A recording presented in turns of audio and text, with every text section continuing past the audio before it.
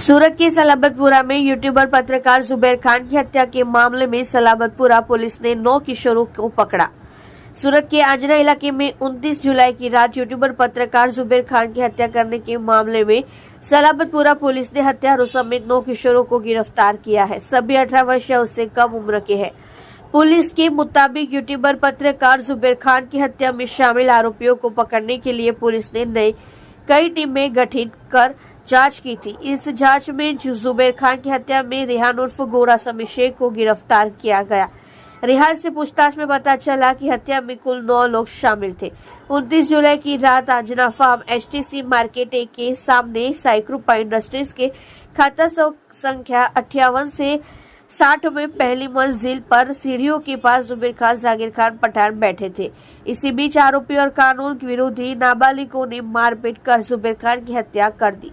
YouTuber पत्रकार जुबैर खान की हत्या के मुख्य आरोपी रेहान उर्फ गोरा समीर शेख 18 वर्ष, जन्म 23/6/2006, business online delivery, Volvo company, निवास घर नंबर 225, गली नंबर 7, बगल में एचटीसी मार्केट, अवारनवर आंजना फार्म, सूरत सलाबतपुरा, मूल वतन भुसावल, रामदासवाड़ी के सामने भुसावल, टीजी, जलगांव, महाराष्ट्र और फैजल उर्फ तरोपा उर्फ भूखा शेख शरीफ शेख हामिद, उम्र 18, जन्म 21/5/2006, बिजनेस पिता के साथ नाश्ते की दुकान पर काम करता है। पता मकान नंबर 350, गली नंबर 7, एचटीसी मार्केट के बगल में, अवारनवर आंजना फार्म, सलाबतपुरा, सूरत। और कानून के संघर्ष में आए कुल 7 बाल किशोरों को गिरफ्तार किया गया है।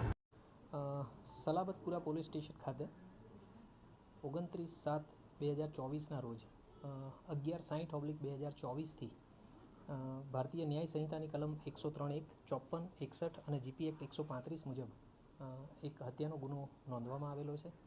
આ જે બનાવ છે આંજણા ફાર્મ અનવરનગર પાસે બનેલો છે અને એમાં જે મુખ્ય આરોપી છે એ રેહાન ઉર્ફે ગોરા સમીર શેખ, જે ઉંમર વર્ષ 18, અને એની સાથે ફૈઝલ ઉર્ફે તરોપા ઉર્ફે ભૂખા શેખ ફરીદ શેખ હમીદ, જેની ઉંમર વર્ષ 18 છે. આ બે આરોપીઓની સાથે અન્ય કાયદાના સંઘર્ષમાં આવેલા 7 કિશોર પણ આમાં ગુનામાં ઇન્વોલ્વ હતા. આ બનાવ જે છે એ ભૂતકાળમાં જે મરણ જનાર છે એની સાથે થયેલી માથાકૂટ છે એના કારણે બનવા પામેલો છે.